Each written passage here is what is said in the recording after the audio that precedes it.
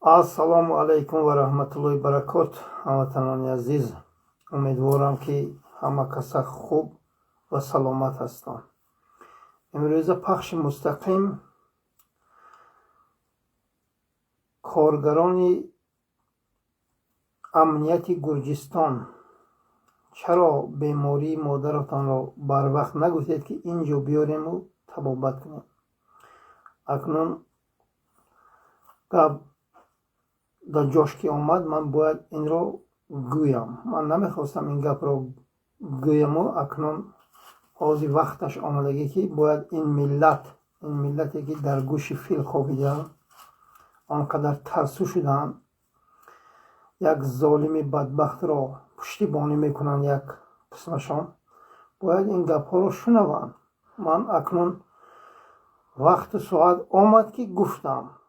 ҳозир айни ин гапро барои ин мардум расондани ман омад ки коргарои амнияти Гурҷистон маро мегӯянд ки ту чаро, яъне вақте ки модарат нав бемор шудану мо ба нагуфтӣ ки мо роҳ пайдо карда биёрему инҷа табобат гиранд, яъне сиҳат шаванд. акнун ин чӣ маъно дорад? ҳамватанони азиз, намехостам ки инро гӯям. ман ҳозир ҷош ба омадагӣ ҳамин гап ки бояд ман ин миллат ба инро фаҳмонам ки барои чӣ ман инро хабар мерасонам. бисмилла.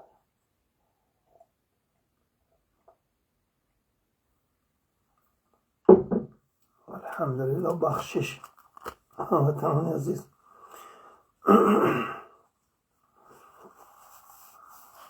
акнун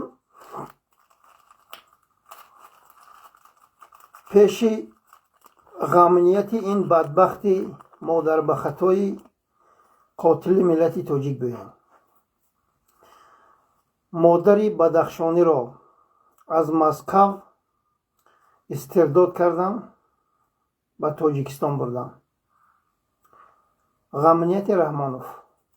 акнун ҷои гап омадагӣ аст. акнун шумо муқоиса кунедон амнияти Гурҷистону амнияти Хӯтука, Имомтапака.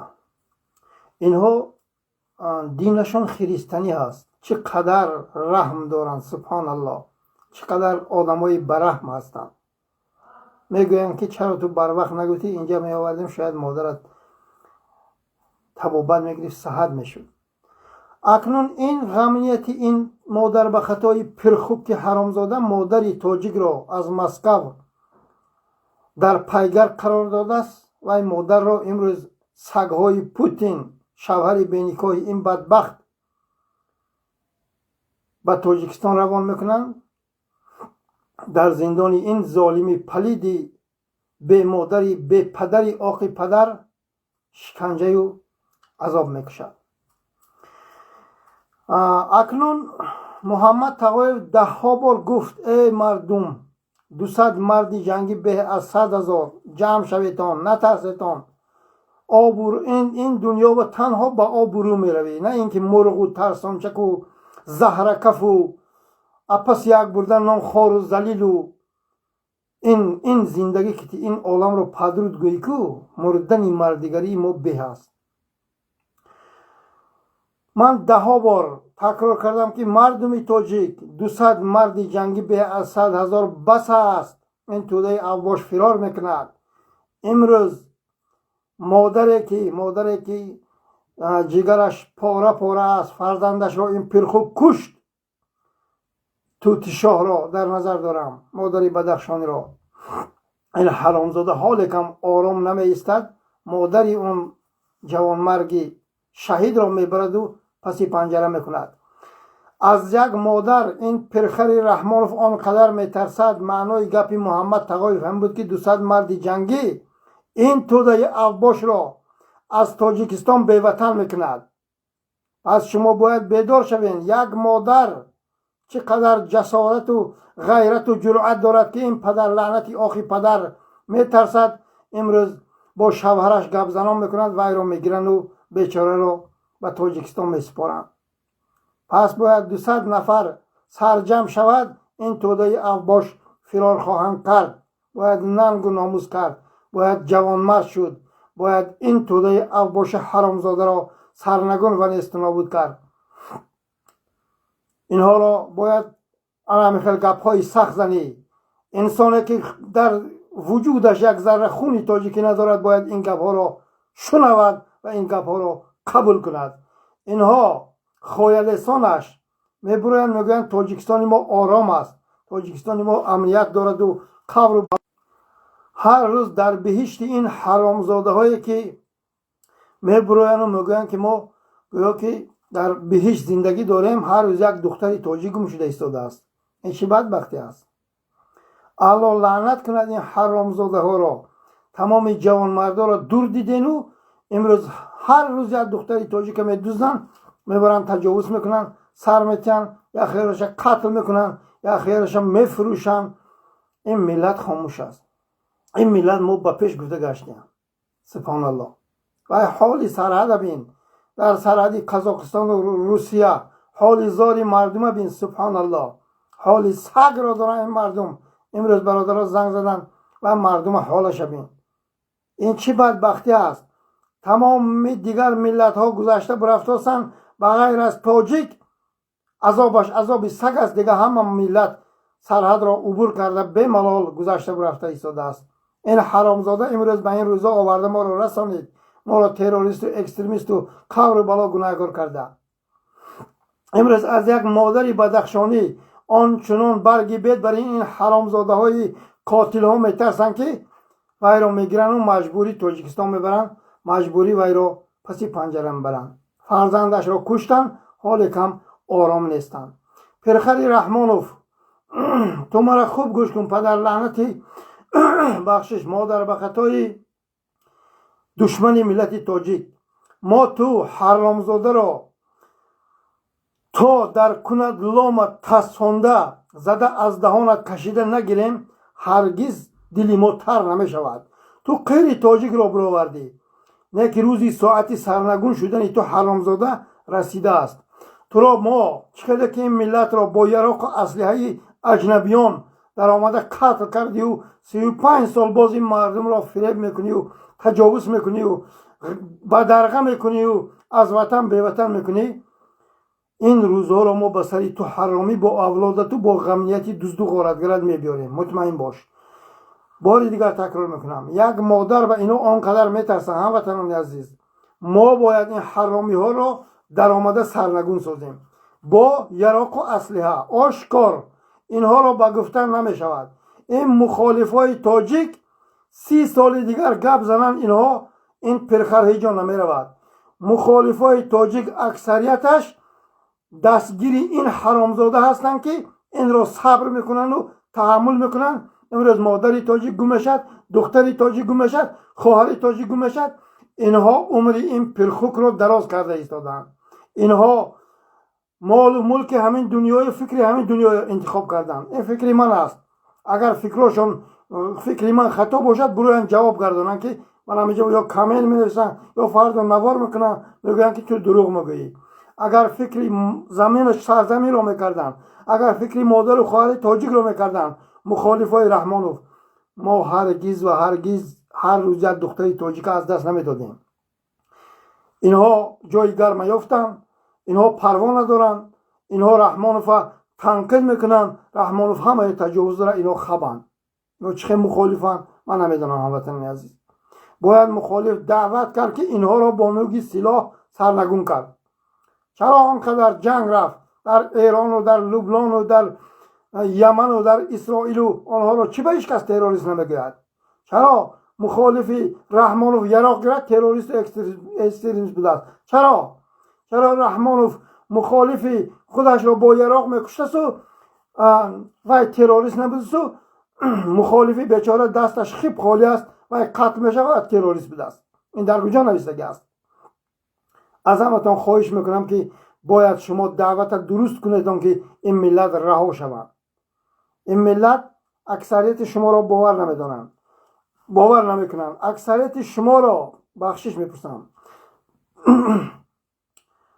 آدم های رحمانوف میشمارن. این ملت به همین خاطر حال بسیارش میگه این ملت مرغ شدگی، این ملت ترسانه چک شدگی، این ملت این شدگی، این ملت اون شدگی. این گپا دروغ است. این گپا والله بالله تعالی دروغ است. این ملت ما و شما را باور نمیکند. این ملت حال این مخالفان دربدر و این مخالفان پراکنده را دیده هرگز و هرگز ما و شما را قبول نمیکنند. رحمانوف بهترین است برای این ملت، برای اینکه ما پراکنده ایم. ما مبارزه ما، پیشروی ها ما از رحمانوف بدتر است. باید گپ حق را گفت، باید سرجم شد، باید یک دست شد. بعد این توده عباس سرنگون و نیست و نابود می شوند. تا ما سرجم نشویم، تا ما یک دست نشویم، این اولاد حرامزاده این مردم را تجاوز و قتل و کشتار و هر گوی زیاتی خورد کردن میگیرد. این ملت یک تا یک تا نیست می شود.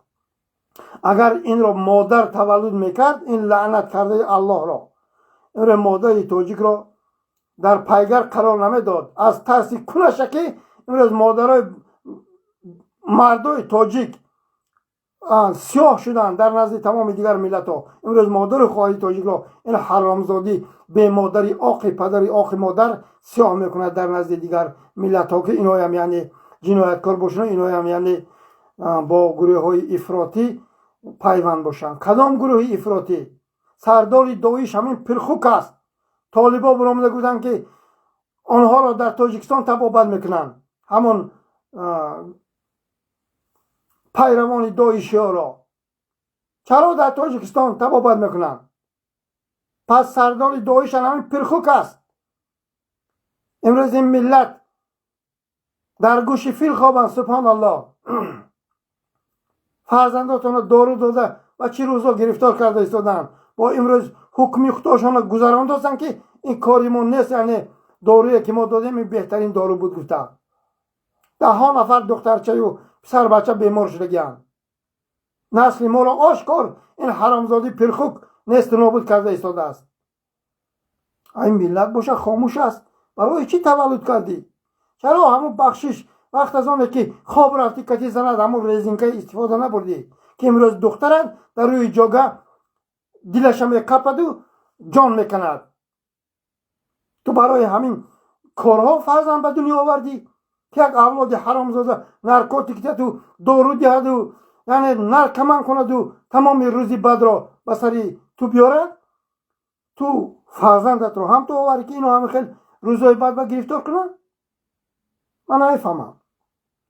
پس اگر بی غیرتی و بی جرأتی و ترسانچکی و چه قبول کنین ملت تاجیک، پس دیگه همخوابه نشوین با زناتان.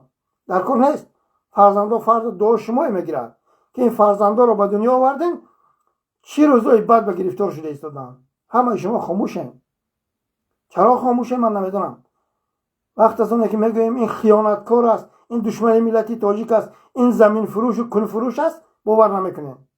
اون روز یک کانی انگشت را با خیتایی ها داد، با امروز یک کانی نقره بود، سبحان الله فراموش کردم طلا بود یا کانی کومر بود، با خیتایی ها یعنی داد. اکنون خیتایی ها وای را اداره میکنن. 80% بایگری تاجیکستان رو میگیرن، 20% این اولاد گرسنه گدازادی فاحشه قاتل ملت تاجیک میگیرن. این ملت باشد در سرحد قزاقستان امروز حالش حالی سگ و نوارو و صورتهای بین سبحان الله گشتین در بدن و خاک بسر شده. این چه زندگی است؟ اکثر باید مادر و خواهر تاجیک بیدار شوند. رنگ مادرای ایرانی همش کوچه بریختن که امریکای اسرائیل بمباران نکنن کپروکای ما رو، یعنی جای اساسی ما را. باید شما برآمده طلب کنید که شوهر شما در نزد شما جای کار پیدا کند، شوهر شما در نزد فرزندانش باشد، نه اینکه در بدر خاک بسر باشد. این اولاد حرامی امروز تاکسی های بیچاره 10 سامانی مال میکند، میگوید که جور تاکسی باید شما سوار شوین. در فلان عزیز ما چقدر پول که برده و جور تاکسی با 25 سوم سوار شود. پرخوک رحمانوف، تو حرامی بر ضد این ملت کار کرده ایستاده ای. هم تاکسی 10 سامانه صاحبش را از یک برده نان میمانی، هم مردمی که پول ندارن راه کرا کنن آنها را تو حرامزاده پولاشان کنده میگیری با فرزندی نرکمانی حرامزاده. الله لعنتت کند. من نمیدونم این ملت برای چی خاموش باشن. این ملت چرا این اولاد حرامی را اینقدر سر کرده ایستادن؟ من هیچ چیز رو نفهمم. انشالله رحمان محمد تقوی همین 200 مرد جنگی رو سبحان الله زب وقت به زنگ میزنیتان تشکیل میکند. ما این توده افباش رو سرنگون میسازیم با نوع سلاح، با زور سلاح، با یراق و اسلحه. این اولادی گدازادی حرامزادی گرسنه سرنگون خواهند شد. این رو ما تشکیل میکنیم. تنها باید ملت پشتیبانی کند، جوانمردای و مجاهدای. همه کس باید خیزین از حق و حلالتون طلب کنیم.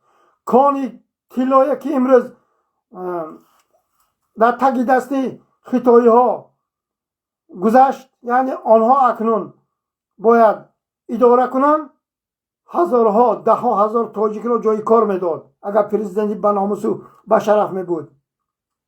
امروز آنها گرفتن تمامی بایگری میبرن، همه جای کلتوده میکنن. این ملت در بدر خاک بسر است. سبحان الله. از پشت شما آزاد شوید. گفته مادرم را من از دست دادم.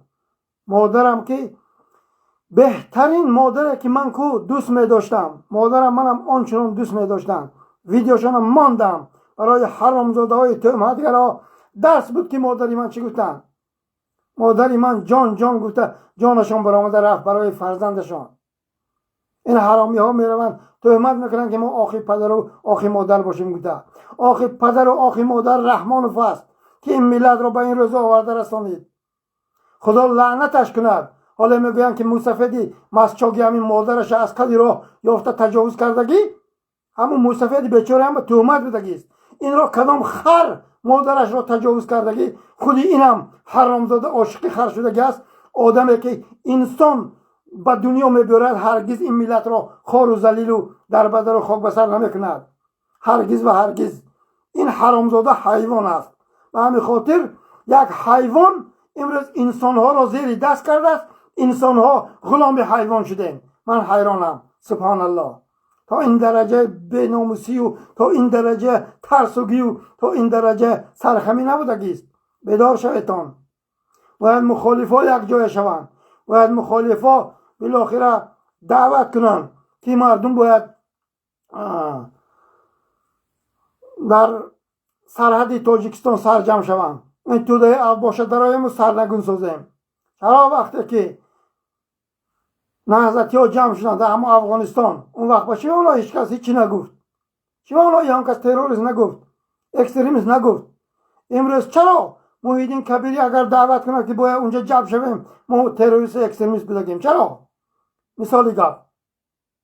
سبحان الله. بس کنیتون زندگی هایی که آسوده گرفته گشتگیتون، وطنتون در خطر است. وطن در خطر باشد پس این زندگی های شما حرام است.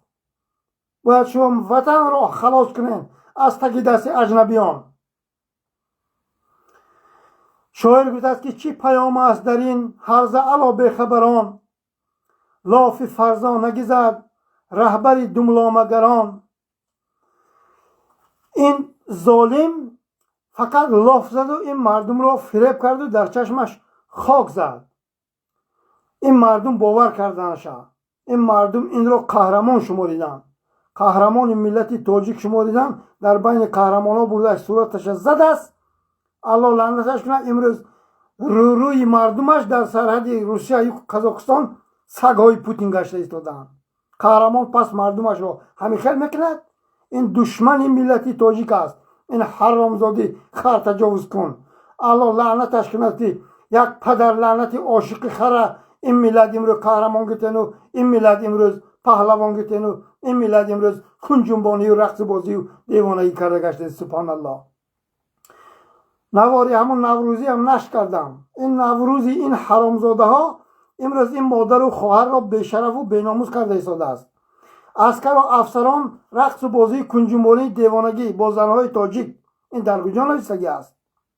فردا قرقیز و یک همسایه کشور دیگر بیند شما را چی میگوید؟ پس آنها حمله نکنند، حمله های نوبتی سر نشود، پس چی سر میشود؟ این بی‌غیرتی و این بی‌جرأتی شما را دیده. سبحان الله. بیدار شویتان. این زندگی شما زندگی نیست که فقط رقص و بازی کنجنبانی و دیوانگی کنی و به پیش گویی. این پیشروی نیست.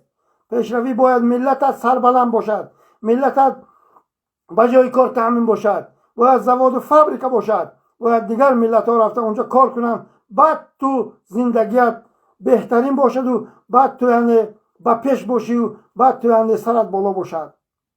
امروز شرمنده ترین، پسترین، سرخمترین این ملت تاجیک شد. از دست یکی، از دست یک خر تجاوز کن 400 مغول و منقطی تروریستی یراق به دست تاجیک کش. تا با کی این خیلی بدبختی؟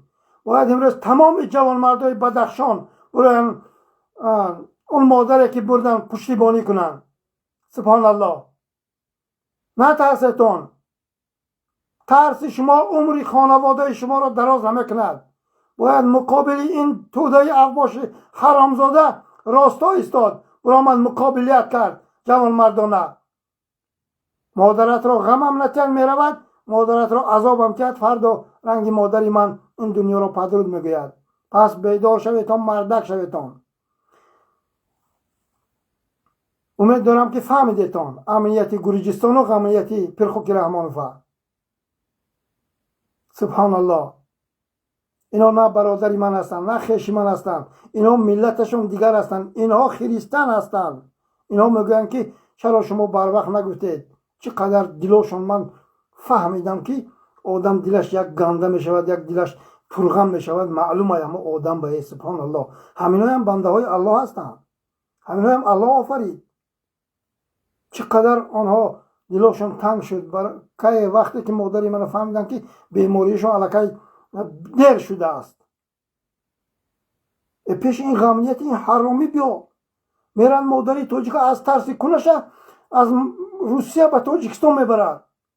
از یک مادر چقدر ترس دارد این پرخوک حرامی. این مادر به خطا پس 200 نفر جمع شود این چیکار میکند؟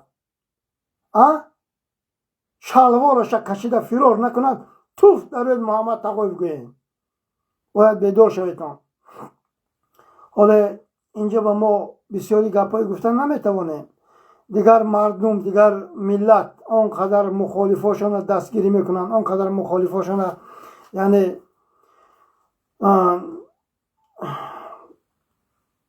میخوان که پیروز شوند. این ملت ما من سنجیدم که این ملت یعنی نمیخوان که مردم ما خودشان یعنی پدر و مادرشان اهل بیتشان آزاد شوند. اینجا معلوم که این را نمیخواه این ملت. مانه که با دیگر راه من ناامید نیستم. من الله دارم. الله مهربان با من است. این ملت نباشدم. این گپ ها رو اینجا به گفته نمیشود برای اینکه من است.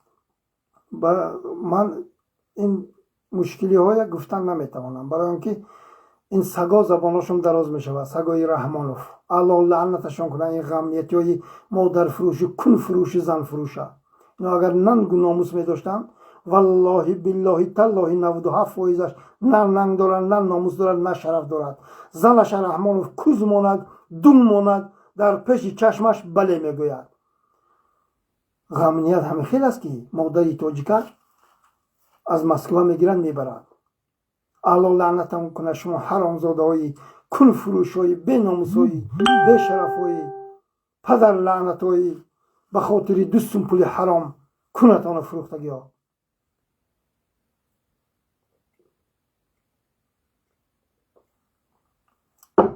شما خیال میکنید که این ملت را با ظلم و ستم، این ملت را با عذاب و شکنجه، این ملت را با از وطن بی وطن کردن فردا شما سربلندانه این دنیا رو ترک میکنید؟ فردا شما را این ملت قهرمان میشماره؟ هرگز نه. دستگیری پشتیبان یک خر تجاوز کن در تاریخ اگر زنده باشم ننویسم این غمنیته من نامرد باشم. تو این درجه بی ناموسی بی شرفی نبودگیست که فرزندی مادر قتل کردتان امروز با خودش دزدیده یعنی مجبور کرده به وطن میبریتان. شما حرامزاده های بی ناموسی بی شرف.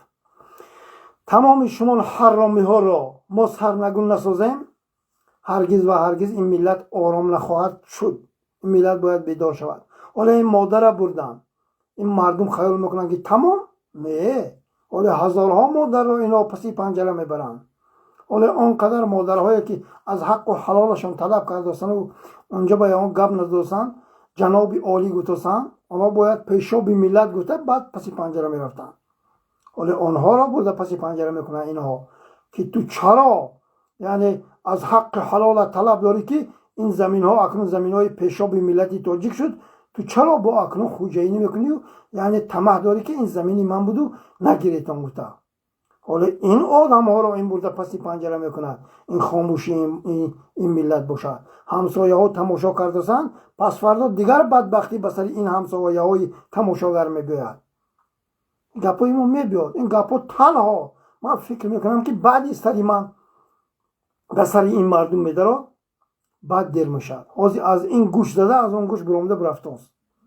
گفتیم این مردم فرزنداتون نرکمن دارن، باور نکردتون چندین نوار برایم نشکردیم، مادر و خواهر و برادر و برگردتون دختراتون دزدیدوسن، تجاوز کردوسن، بعدی 2 هفته دختر به خانهش برمیگردد.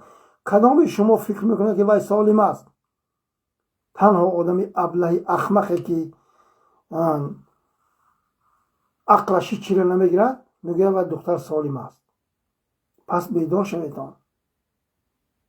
این کارها را کی کرده ایستاده است؟ این کارها به فرمان یعنی این پرخوب که حرامزاده، این حرامزاده سویدنیکاش گفته بودن که پیشاب ملت تاجیک شما باید هر روز یک دختری، هر روز بخشش، هر چند وقت یک دختری یعنی خانه را، دختری خانه میگویم هم در طرفای ما، دختری کته میگویم طرفای همون دنغره هم طرفا با باید یک دختری کته شما تجاوز کنید شما پیر نمیشوید.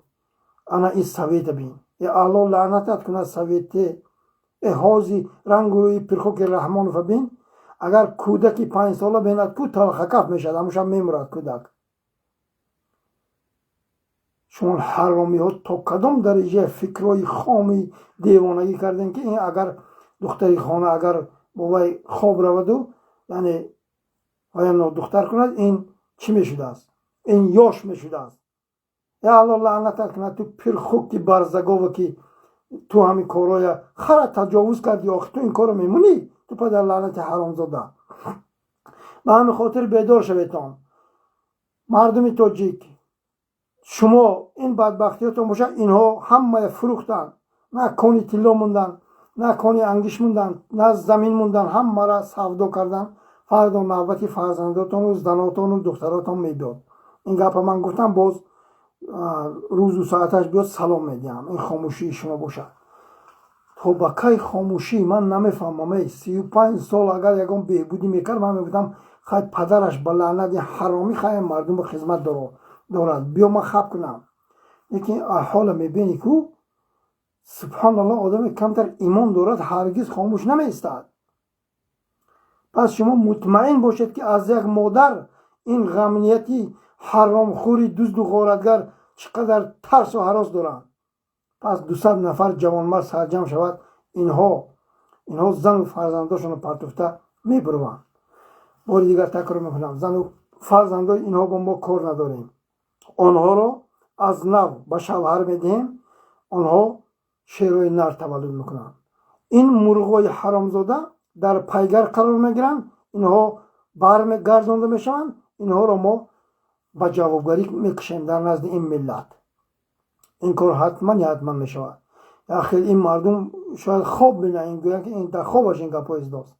نه، انشالله رحمان ما نقشه ها ما بهترین رفته ایستاده است. ما حتما حمله میکنیم. حمله ما همتون نمیداریم که ایرویتون کلتک گیرده یا تایاق گیرده یا کلند گیرده. نه، ما با یراق این توده افواش را کوز میمانیم.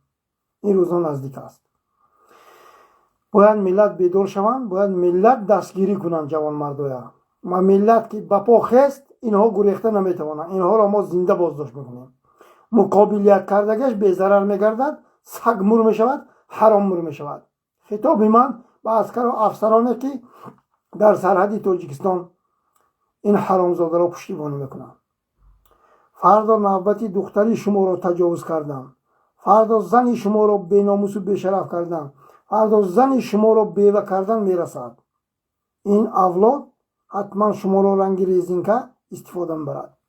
چندین نفرت در تماس هستید، گپایی که گفتیم فراموش نکنید.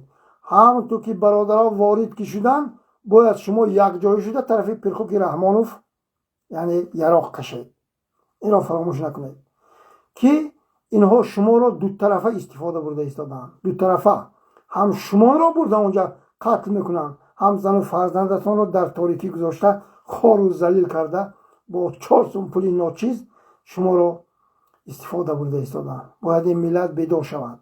این حرامی ها از یک مادر آنقدر میترسن، پس برادرها سرجم شوند اینها چیکار کنند؟ اینها فرار میکنند. این توده افباش تنها با زوری سلاح یک بره میشود. دیگر با گفتن اینها هیچ جا نمیروند.